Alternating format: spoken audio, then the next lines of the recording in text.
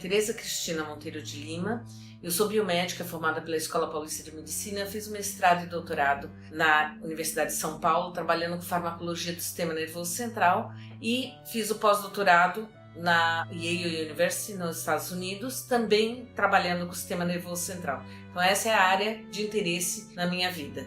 Eu vou falar para vocês um pouco sobre cannabis, ou maconha, como é mais conhecido, e a parte de uso medicinal da maconha. A palavra cannabis é uma palavra que foi cunhada por Linneu, que é o pai da botânica, no século XVIII. E depois disso, ela recebeu várias outras denominações, algumas denominações então são populares, existem inúmeras denominações populares que provavelmente vocês sabem até melhor do que eu. O histórico da cannabis ele aparece pela primeira vez em 5000 a.C.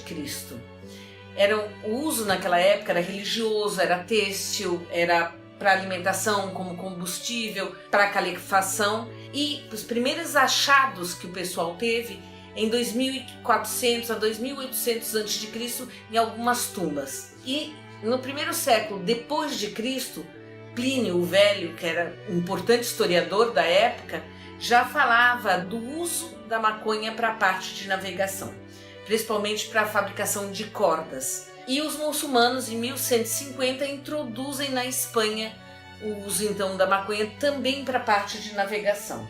A expansão marítima fez com que essa parte toda, então, ele era usado como tecido para fazer as velas, era usado para fazer as cordas das embarcações, e essa parte então leva a expansão por todo o mundo, já que os espanhóis e portugueses passaram a explorar e a descobrir as novas terras, trazendo consigo a maconha ou o cânhamo ou a cannabis, né?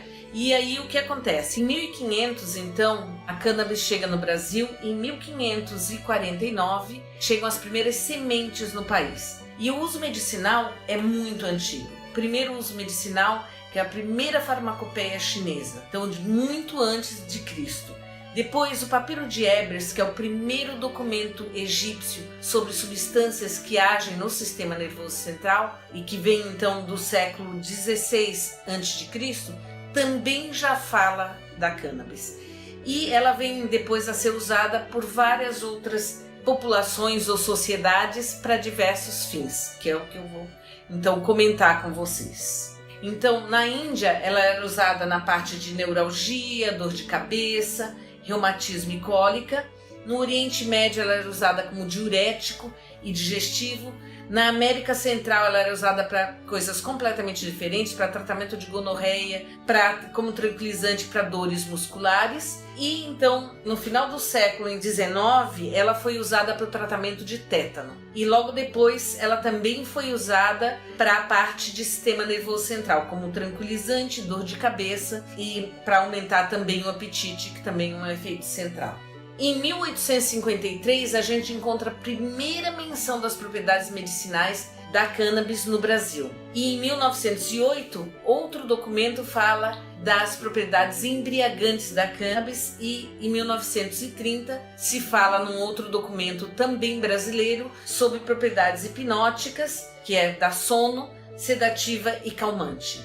Então, no final do século XIX, a gente já tem a popularização da cannabis medicinal. Inicialmente, ela foi comercializada pela Parke Davis, pela Skib, que são indústrias farmacêuticas grandes, para tratamento de problemas digestivos. E depois pela Eli Lilly, para tratamento então de tosses e problemas respiratórios, como xarope. E também, na mesma época, era comercializado pela Grimaud os cigarros índios, para então essa parte de tosse e dificuldades respiratórias. Em meados do século XX, no entanto, então logo a seguir, a gente tem o início da proibição do uso da cannabis, que começou em vários locais, em vários países, e claro, como tudo que nós fazemos, a gente imita os Estados Unidos em várias coisas relacionadas a medicamentos. Os Estados Unidos começou a fazer uma perseguição e a impedir que o pessoal pudesse então comprar a cannabis, e aqui no Brasil, em 1932, aconteceu o primeiro decreto proibindo e criminalizando o uso da cannabis. E logo em seguida ele é retirado da farmacopeia inglesa, e em 1938 tem no Brasil a proibição total do plantio, da coleta, da comercialização de qualquer produto que tivesse cannabis. Em 1941 a gente tem a retirada então da cannabis da farmacopeia americana. Em 1950 ele sai do Index Merck, que é uma bíblia para quem trabalha na área de compostos farmacêuticos e químicos, em que tudo que existe está descrito lá. Ele é retirado. Em 1980, no entanto, o FDA, que é o Food and Drug Administration, que seria a Anvisa dos Estados Unidos, ela aprova o uso de um composto baseado em cannabis para náuseas, vômitos e estimulante de apetite para o pessoal com câncer. Em 2001, o Canadá é o primeiro país a aceitar o uso medicinal da cannabis.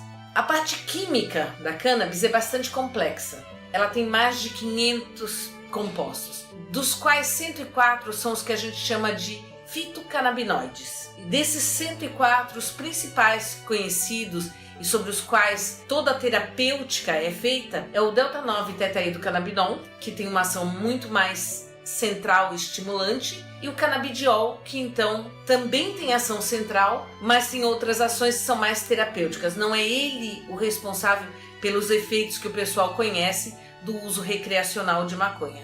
O responsável pelo uso recreacional é realmente o delta-9-tetraidrocannabinol. Se você gostou dessas informações e quer saber mais sobre a maconha, sobre o uso medicinal da maconha, deixe o seu like no canal e a gente vai continuar no próximo episódio.